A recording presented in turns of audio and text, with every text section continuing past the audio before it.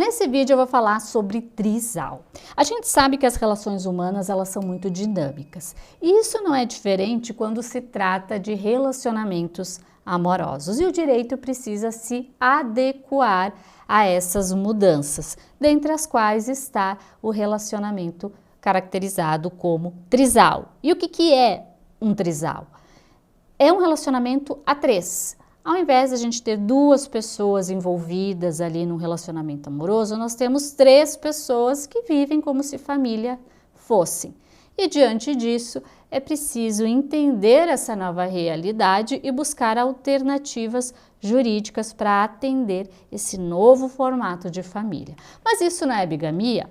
Não, o delito de bigamia ele é caracterizado pelo ato de uma pessoa contrair um segundo casamento ou manter uma união marital sem a regular dissolução do primeiro casamento ou de uma união estável. No Brasil, essa prática ela é considerada infração penal e está prevista no artigo 235 do nosso Código Penal. Um relacionamento consensual com três pessoas, ele não é considerado bigamia, na medida em que essas pessoas estão naquele relacionamento de modo consciente e consensual. A vontade delas é estar naquele contexto. Diferentemente seria se uma das partes vivessem com uma outra pessoa e escondesse dela um outro relacionamento, que é o que chamamos de relacionamento extraconjugal. Um relacionamento extraconjugal também não é crime. Contudo, o relacionamento em si não produz efeitos, ou seja, aquela pessoa que vive com outra na condição de amante não vai ter direitos, como, por exemplo, não vai constituir uma união estável, não vai ter direito à pensão alimentícia para si, não vai ter direito à eventual herança na hipótese de óbito, salvo se uma das partes estiver no relacionamento conjugal sem saber que o outro é casado. Se isso for comprovado, a justiça pode sim reconhecer os direitos advindos dessa pessoa que também foi enganada e pode reconhecer eventual união estável, direito à herança, direito à pensão, dentre outros direitos relacionados ao relacionamento amoroso. Lembrando que os filhos eventualmente advindos de uma relação extraconjugal têm todos os direitos de um filho biológico, independentemente da condição do relacionamento dos pais. Desse modo, restam preservados todos os direitos advindos da filiação, como, por exemplo, pensão alimentícia, direito à herança, dentre outros tantos. Mas, afinal, a Justiça reconhece o trisal? Sim, recentemente, a Justiça de Novo Hamburgo reconheceu como união estável um relacionamento entre três pessoas. São eles Denis Ordovás, de 51 anos, Letícia Pires Ordovás, também 51 anos, e Kathleen Oliveira, de 32 anos. Eles ingressaram na Justiça pedindo reconhecimento da união estável e o juízo atendeu o pedido.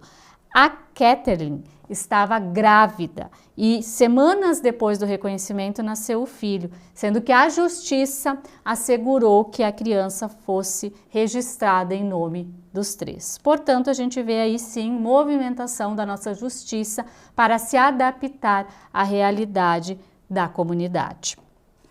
Agora veja bem, em junho de 2018, o Conselho Nacional de Justiça proibiu que os cartórios reconhecessem união estável de três ou mais pessoas. Então, se um trisal quer reconhecer a união estável, ele precisa recorrer à justiça, porque os cartórios não estão autorizados a reconhecer união estável de três ou mais pessoas. Além disso, se eventualmente um trisal quiser registrar um filho fruto do relacionamento, no nome dos três, também será necessário buscar um provimento judicial.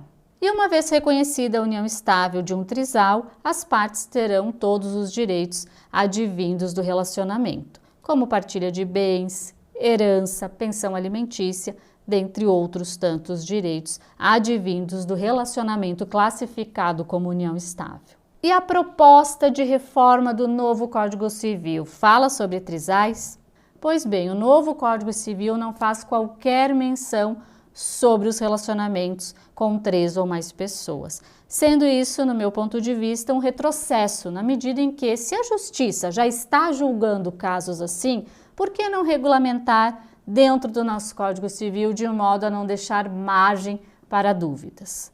Contudo, não existe na proposta de reforma do nosso Código Civil qualquer menção a trisais. O que existe no anteprojeto do nosso Código Civil são medidas para preservar os interesses das crianças advindas de todo tipo de relacionamento, como por exemplo, se o suposto pai se negar a fazer o teste de DNA, a mãe pode colocar o nome dele na certidão de nascimento do filho.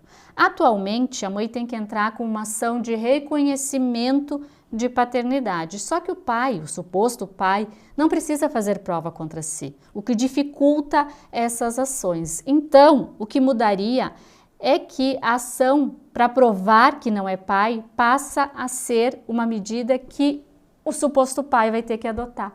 E, portanto, obrigatoriamente ou de um modo lógico, ele vai se sujeitar a fazer o exame de DNA.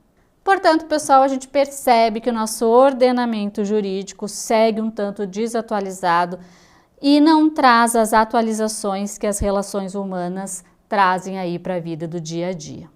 Contudo, a Justiça dá sim amparo a esses casos que se mostram para julgamento, fazendo com que pessoas que vivem aí em um relacionamento diferente, como um trisal, tenham os seus direitos assegurados. Ainda sobre esse tema, vou deixar aqui o link de um vídeo na qual eu falo sobre os direitos dos amantes. Assistam lá.